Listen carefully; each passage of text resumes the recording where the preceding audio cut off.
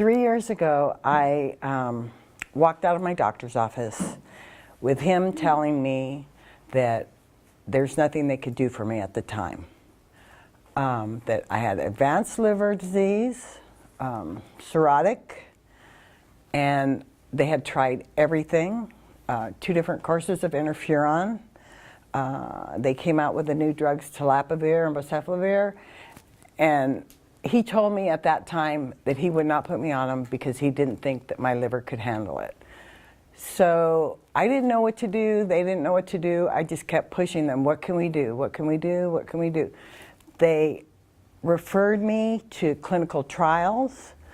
I didn't fit in because of my advanced liver disease. Finally, when I did fit in, my doctor did, the new drugs by Gilead were approved, so my doctor said, we'll try them. So it was about a month after that they were approved that she called me up and she says, come in for your baseline testing. That was on, I started treatment on November 21st, so that was about 2 weeks before that. I went in, I got tested. My viral load at that time was 10 million. To date, on Friday, I will be on for 28 days. A week ago Friday, I went in at 2 weeks, and from my viral load being 10 million and my ALT being close to 200, I was shocked to find out that my ALT was in the normal range and my viral load had dropped to 1,600.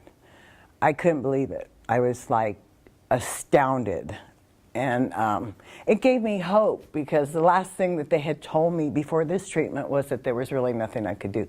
So basically they were telling me, okay, well just wait till your liver gets a little bit worse and then maybe we can give you a transplant.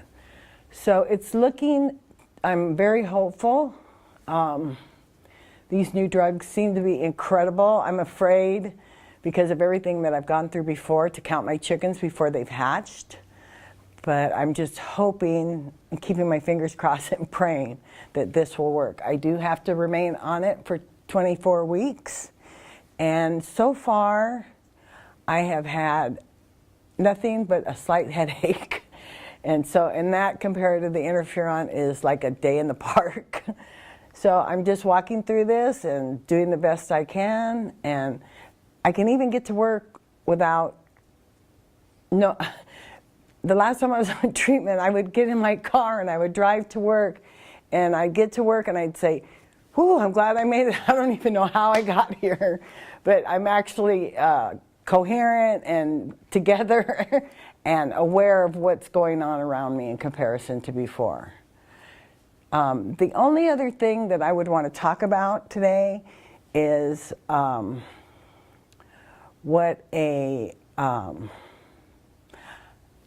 the cost of drugs. Thank God that I have insurance, and because I don't know how many hundreds of thousands of people there are with hepatitis C that don't have insurance, that don't have access to medical care or drugs that are $1,100 a pill. Every night when I take that pill, I'm like, oh my God, how many people can this feed? But it seems to me like it should be illegal for people to be charged, for the drug companies to be charging so much money.